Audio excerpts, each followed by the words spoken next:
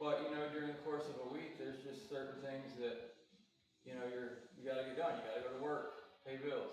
You got to be there for your family. You got to make sure you're right, get yourself right, get your body, mind, spirit, soul, all that stuff got to be right, or you're not going to be able to be any good at all the other things.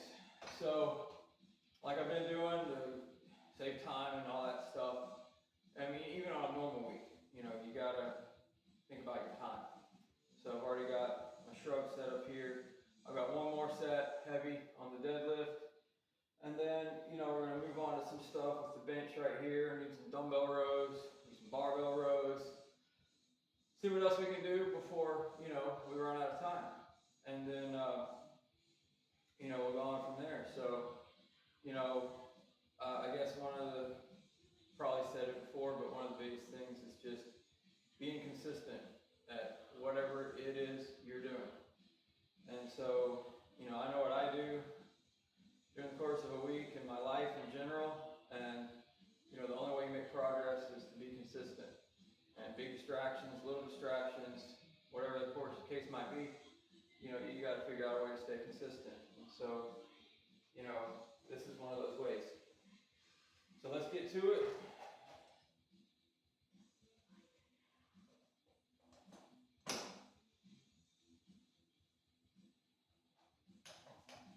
Oh, so yeah, I'm still working with, you know, 355 this week. I don't film, you know, everything. It's just SBD days, but, you know, I go to the gym every day practically, except for like Sunday, and sometimes I don't go on Saturday. But, you know, the other 5 days for sure it's happening, but of course not this week. But, you know, like I said, be consistent. You're going to have certain benchmarks for everything you're doing in life. And it's kind of windy out there today, which is kind of weird. But we have enough glass in the windows to keep most of it out. So, there we go. All right, set 3, do 5 more, 355. So again, not like crazy heavy, but heavy enough to challenge, keeping in the form, getting all the steps through the process, which, you know, I talked about before, but if I have to do it again, I will. I want people to get better, you know. So leave me a comment if, you know, if you want shorter videos about more specific things, and see if we can't figure that out. Maybe as the weeks move forward. But right now it's getting the work done and getting back down to the hospital. And maybe, you know, we'll just see what happens. But acting on what we know, not the what ifs.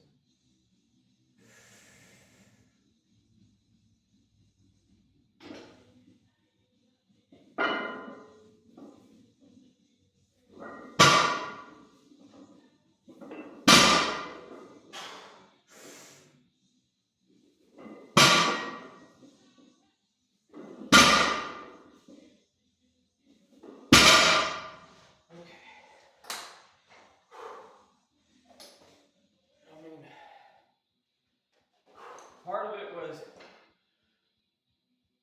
you know, I went up to this weight last week. With a crazy week, I figured I'd stay there again.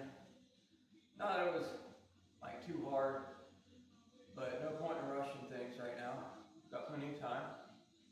So really try to dial in that form. I'm sure by the 4th or 5th rep, it was hard to tell, you know, how tight my core was keeping me. But, you know, 3rd set of that right there. I know the 1st set in particular felt like perfect, you know. I'm bleeding a little bit, which is a sign that you're doing it right, but you could still make yourself bleed, of course, and do it wrong. But it's kind of what you're looking for, certain signs to point at different things, you know, where you feel it. Is there blood? Is there whatever? So having bloody shins means the bar's close to your body. I mean, you could still, you know, be doing a lot of other things wrong, but that's one sign. So,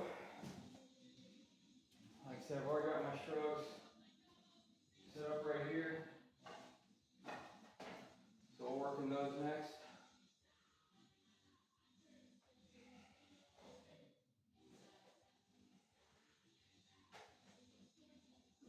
In between these sets, I'll start breaking this down because, you know, I like to do some rows. And I have the thing of, you know, back day, deadlift day, it's hard to superset stuff because, I mean, it's just, for me anyway, I'm sure other people have it all figured out, but, you know, I've been leaning over doing the deadlift, so I don't want to do something next that involves leaning over. So standing up straight and hitting shrugs, I like to do right after deadlifting because then I can just lock out my entire core and just be standing there and do the shrugs. But then, you know, then I'll get back over to the bent over barbell rows because that's, you know, something of course involves bending over, and then when the dumbbell, get to that, you know, then we'll be braced on the bench. So, you know, I try to keep up and down, you know, because essentially from the deadlift to some of this other stuff, you're hitting hamstrings all the way up your shoulder, the back of your shoulders, neck. A lot of muscles going on there. So let's get on it. See how this old bar works. I don't really use it a whole lot for stuff.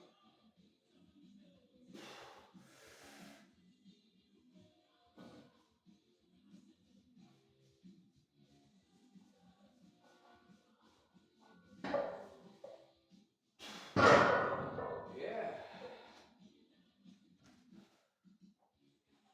Not bad.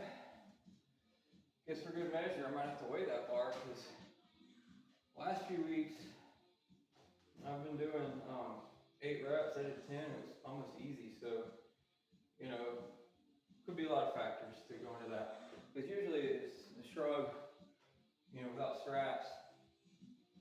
So it's the grip that usually goes before the muscles. Unless you got something else going on, you know, that's how that's going to go. But I have been doing 255 for a few weeks, so it is natural to, you know, that's the whole point, progressive overload. So now we're doing extra reps. If that's what I want to do, then that's what I'll keep doing. Or you get to a certain rep range that, like, wait, that's way too many reps.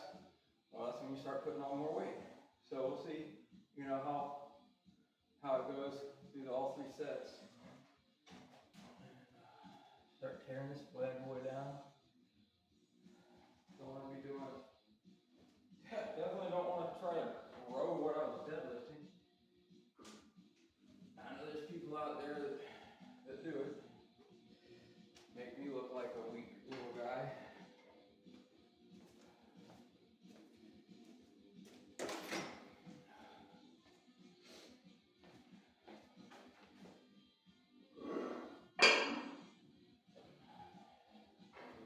Yeah, it's nice having all this stuff in here, that's for sure.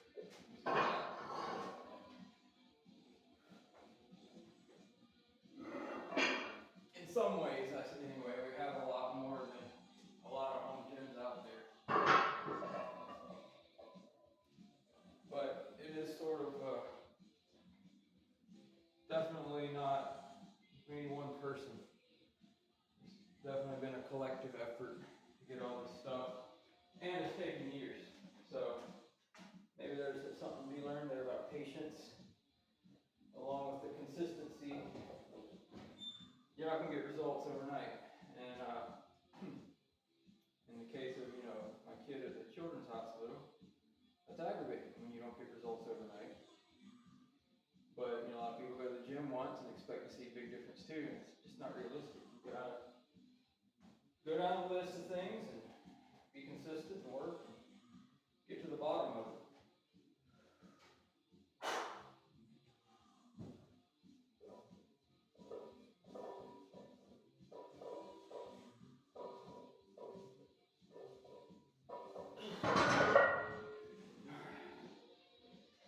Yeah. You know, it's weird, like, I didn't work yesterday. I was with my daughter, wife, and sister-in-law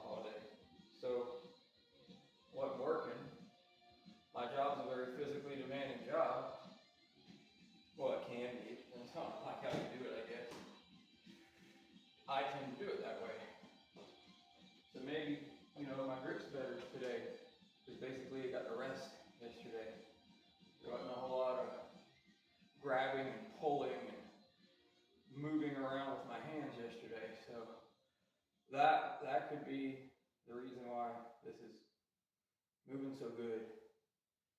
So we get to the 10 rep range on something that's a heavy day.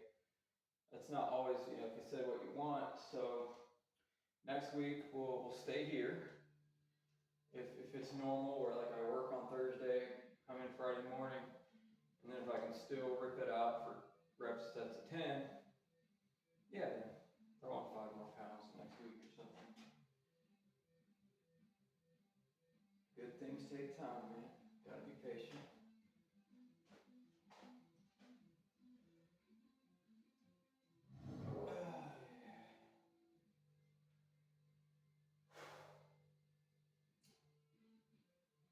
Alright, let's do it. Set 3. And I'm a little behind on my unloading the bar rack here. That's alright. Getting distracted talking to you people.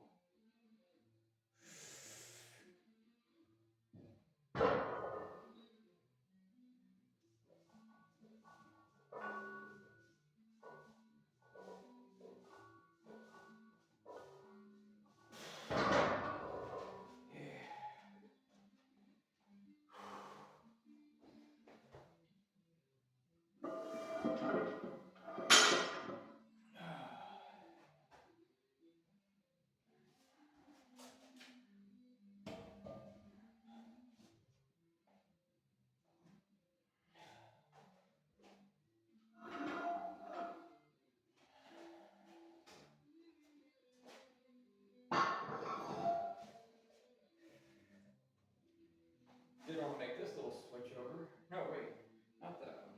This one. A lot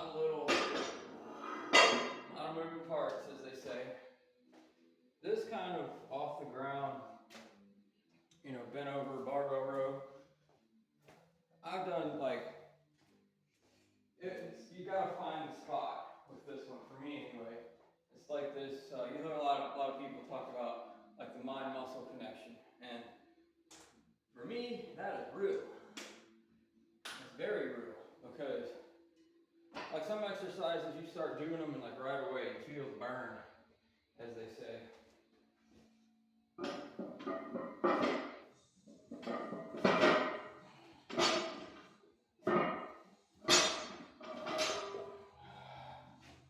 But then other stuff, it's like, man, I don't feel that. And maybe you do the next day or something, but it's just hard, like in the moment when you're trying to make sure that you're doing something the right way and you're not really feeling it. It's just like, yeah, the weight's moving and it's getting heavier, but I can't really feel where or why it's getting heavier. That's real. You're not the only one. So it just feels like you're the only one, I guess, sometimes. Because you're looking around at the gym and it looks like everybody else is, kind of got it going on, right?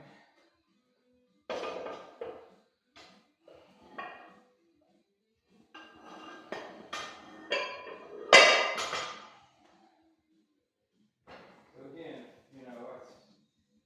I don't sit here in some little bubble acting like I'm the only one dealing with the sick kid.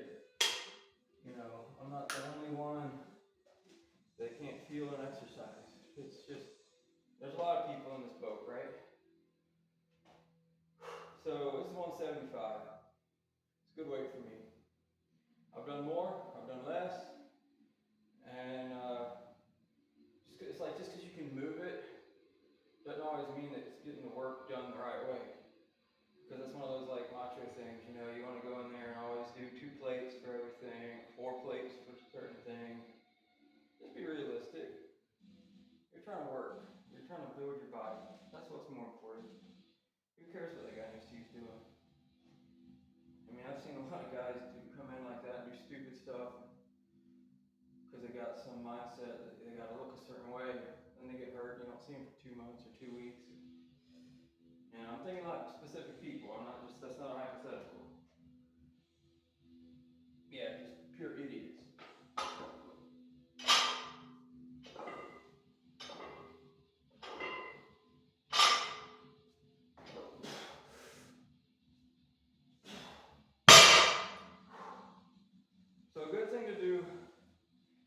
with a lot of any rowing movement, one thing to keep in mind is, because most people, they don't use straps or hooks or something, and so it's easy to just think about your hands while you're doing it, and you're pulling. Well, mind-muscle connection, that's more of a subconscious mind-muscle connection. You get your forearms, biceps, but you're trying to work out your back. So one thing that helps on some of them, cables in particular, is you can almost like take your thumbs off and use your fingers as like hooks, because that's sort of setting up the next thing, that whether you're grabbing it this way or not, the main thing you got to think on all the pulling, any pulling motion, no matter what the angle is, elbows. Think about your elbows. You're trying to pull with your elbows. Your hand is just connecting your body to the implement. But if you think about like pulling that elbow back, then that elbow starts driving the back muscles, helping them engage, creating a better mind-muscle connection. And so, even when I do shoulder delt stuff, like the face pull things, you know, I'm just thinking, get those elbows back there, yank those elbows back there. Because honestly, that was one exercise that took me years to ever really feel it. It's just getting this rear delt right. And yeah, now they're finally getting there, but it's like, I used to do them just because my buddy did them. And it's like, well, I feel like I'm wasting my time because nothing's happening, but eventually.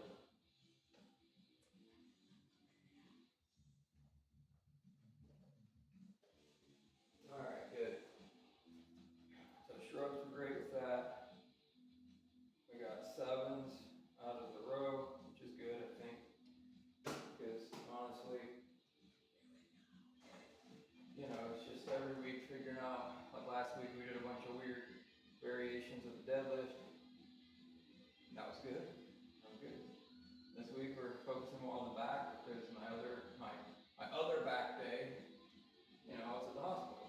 So I'm not worried about that back day. It just means I can do some other back things today that don't do other days. Alright, so let's do another one of these.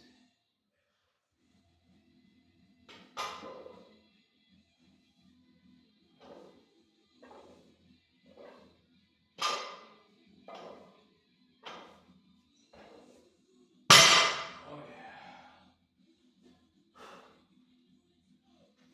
See, the thing I say a lot too is like back work. You need to double the amount of back as you do on your chest, like a better, bigger bench. No, that probably doesn't make sense on the surface, but dig a little deeper. You realize that the back is your foundation for the whole thing, right? You lay on your back supports everything on top of it. So you got this wide, thick, strong back. Then your chest can be more stable. Your arms and shoulders will be more stable. You'll always be able to set your triceps down on your lats and create that pause at the bottom that they always want, where it's almost like easy. I'm not going to say it's easy, but it's easier that you're almost able to just sit your arms on your lats instead of bar just kind of sitting out there. Oh my God, hurry up and say press. Instead, you're just like, yeah, you can say press whenever you want. I'm kind of resting almost. Bam. So there's that. Might need to move this out the way for the next thing. Yeah, this is pretty wild. I guess whoever, if somebody even comes in here to lift in the next day or two, they're going to wonder what was going on. That's okay.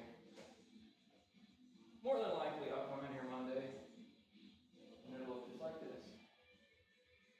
Or maybe I'll come over here this weekend and do some organizational things. All right, set number 3.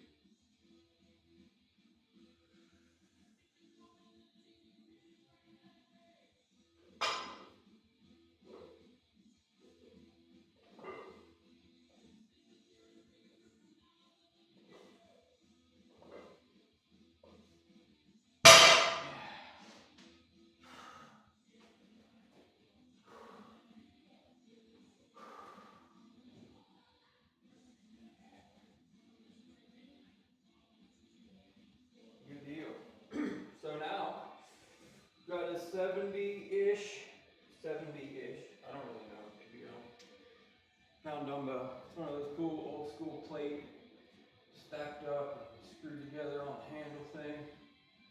Another organizational item.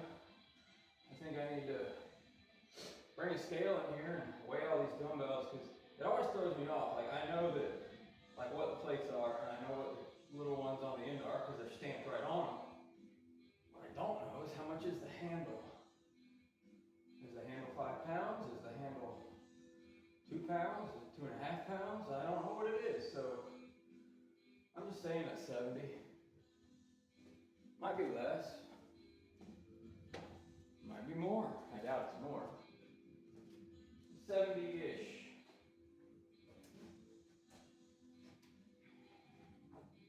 Yeah, I am going to say this. I do find it funny that we have more dumbbells, not like in total, but like the numbers, the sizes. We go up higher than Planet Fitness does, which is pretty funny. Because a lot of people at home gyms can't afford bigger, heavier dumbbells. Or maybe they can, it's just not really worth the cost, because, I mean, realistically, how often is somebody going to use 100-pound dumbbells for something or whatever, so. But again, we're scroungers, man. We recycle, reuse, rejuice, all that stuff, so.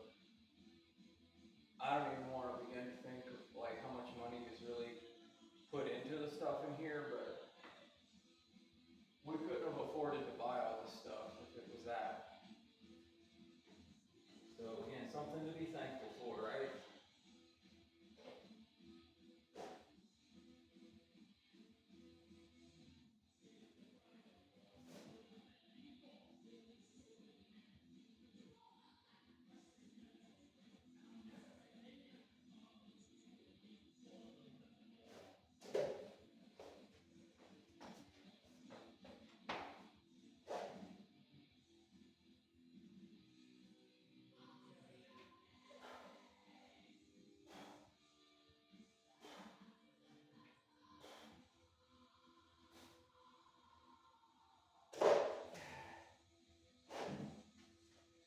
Oh yeah.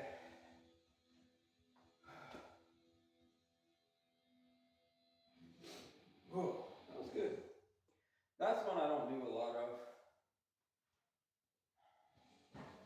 Mostly because of time. I mean, that's the cool thing about lifting weights. There's just so many things to do, so many ways to do it.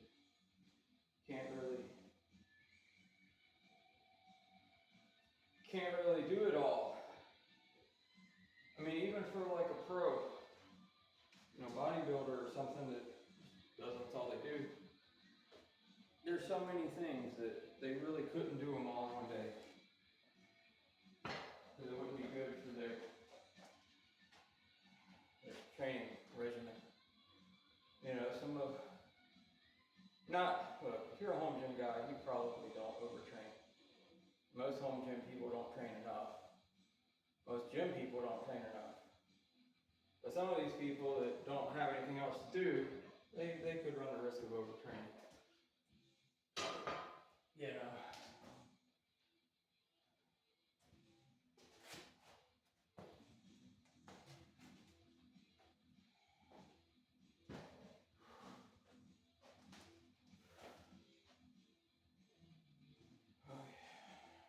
Something I could do. I mean, duh. Trying to take advantage of the time here. Because I want to leave myself some time to do static holds over here. So, got 2 more sets on the dumbbell to get this right.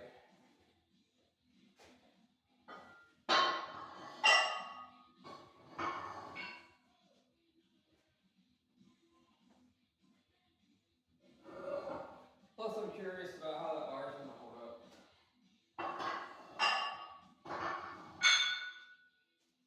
It's like, yeah, just not really sure. This is my main bar down here on the floor.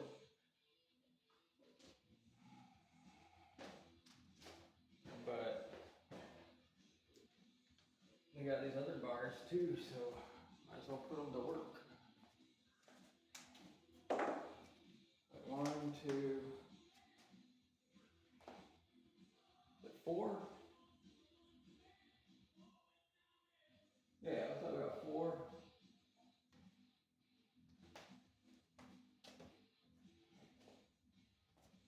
Yeah, we got 4 bars. 4 Olympic bars. Not saying they're good, I'm just saying it's how many we got.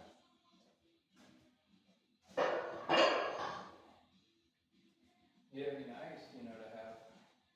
I don't know if it would be actually. I say that it'd be cool to have something with a name brand on it.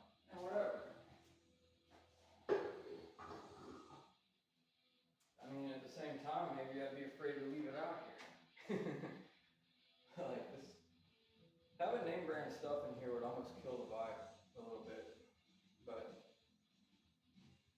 although I do have the rep pad over there on the bench, I love it. Couldn't really do what I need to do without it, honestly.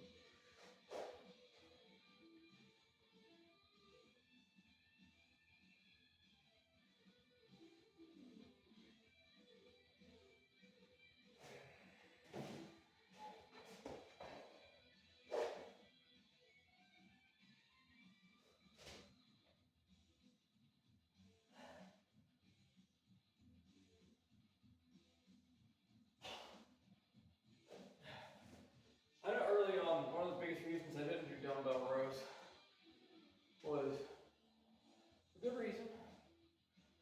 I was kind of worried about symmetry.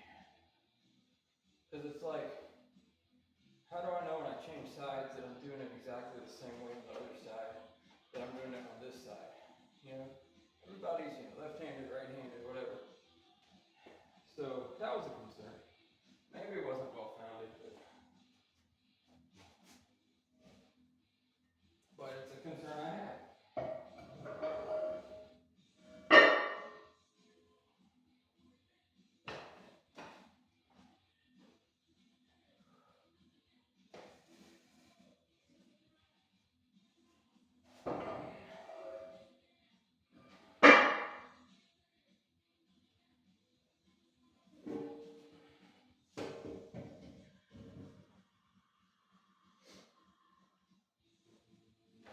Oh yeah.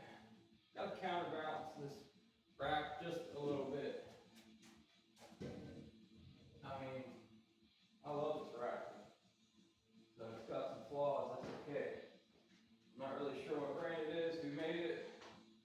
Just came out of some old band in high school, I think. But, for some reason, the little adjusters down here to raise and lower safety bars or whatever you call them, they're sticking out the side, which means this bar can, you know, hit them depending on the height adjustment of this. When they could just as easily been mounted here, you know, underneath. That way there would never been a chance of anything hitting them. So that's weird. And then the fact that the guards stick out further than the front feet of the apparatus. So if you don't have enough weight on the back to counteract it, it's never actually done that, but it was like rocking one time and it just made me aware that, you know, it could do that. Because I like to do some pretty heavy static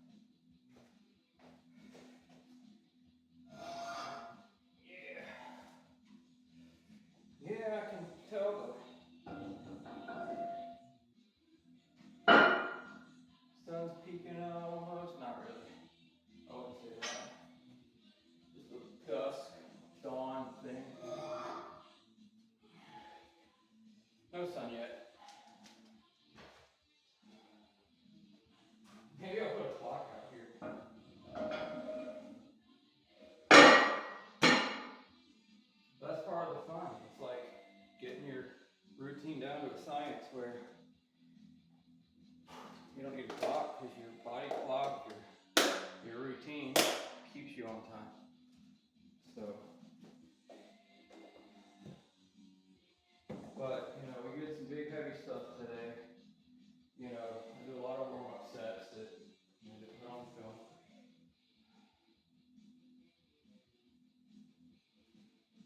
Pretty good, I would say. A lot of deadlift reps today. Let's see.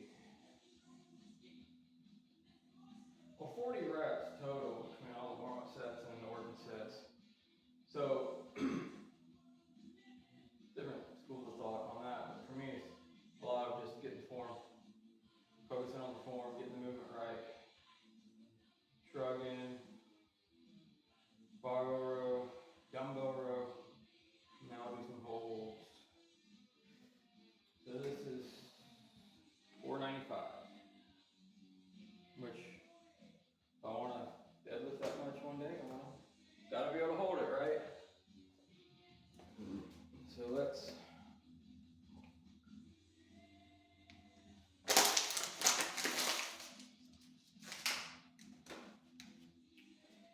hold it.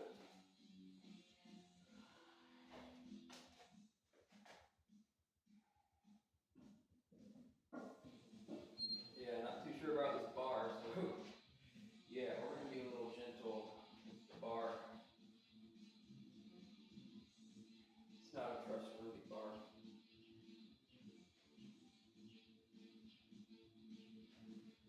First, we're gonna hold it this way, then we're gonna throw the straps on, hold it a little longer, I think.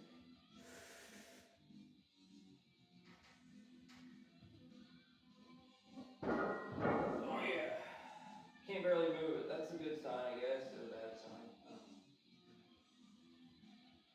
Definitely don't trust this bar. Something about it, it's always felt flimsy and cheap compared to that one. But then that one's nice and sturdy, so I don't want to do anything that would accidentally break it or hurt it because I need it. Because the other 3 bars in here, besides that one, they kind of worry me. I don't know what it is about them, they just, but they haven't broken yet. I don't know what happened, who did what to them before they got here, but I know a few people have put some pretty heavy weights on them here over the years, so.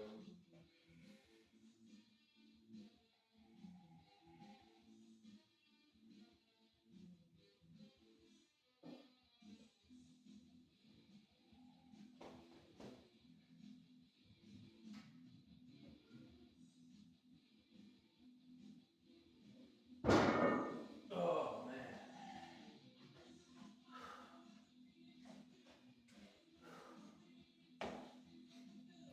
Another reason to have a clock here. Try to